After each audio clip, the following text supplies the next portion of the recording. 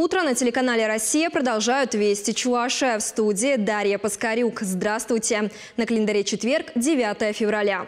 В Чувашии появится региональный реестр услуг организации инфраструктуры поддержки малого и среднего предпринимательства. Об этом стало известно на заседании правительства Чувашии. Утвержденный на заседании реестр расширит возможности уже существующего инвестиционного портала. Сейчас бизнесмены получают 17 услуг в электронном виде. В дальнейшем предприниматели смогут активно пользоваться личным кабинетом на сайте и быть в курсе всех мер поддержки. Видим, что уже сейчас посещение инвестиционного портала растет.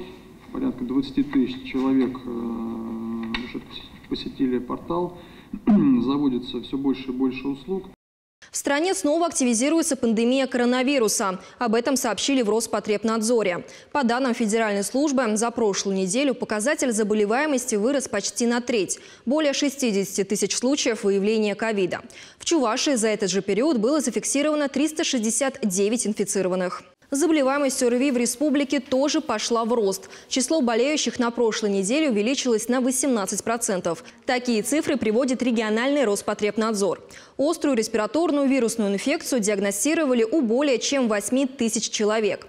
Медики настоятельно рекомендуют не пренебрегать мерами профилактики. Носить маски, обрабатывать руки антисептиком и соблюдать социальную дистанцию. Ведь так риск подцепить вирус снижается. Сегодня в республике стартует фестиваль чувашской музыки. Наряду с профессиональными артистами в нем примут участие студенты и преподаватели профильных образовательных учреждений.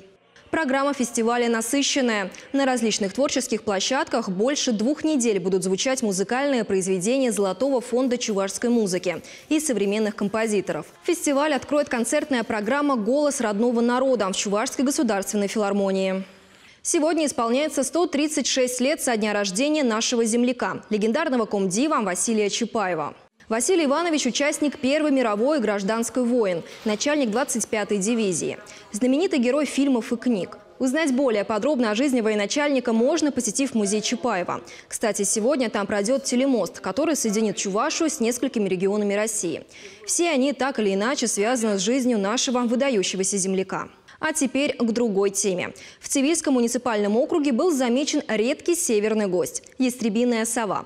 Этот вид находится под угрозой вымирания. Он занесен в красные книги нескольких регионов России. Эти кадры сделал орнитолог, кандидат биологических наук Геннадий Исаков. По его словам, несколько дней птица жила на окраине одной из цивильских деревень. До 2016 года ястребиные совы появлялись в нашей республике редко. В течение 30 лет были отмечены лишь 6 случаев наблюдения за ними. Таковы вести к этому часу. Желаю вам продуктивного дня. Оставайтесь на телеканале «Россия».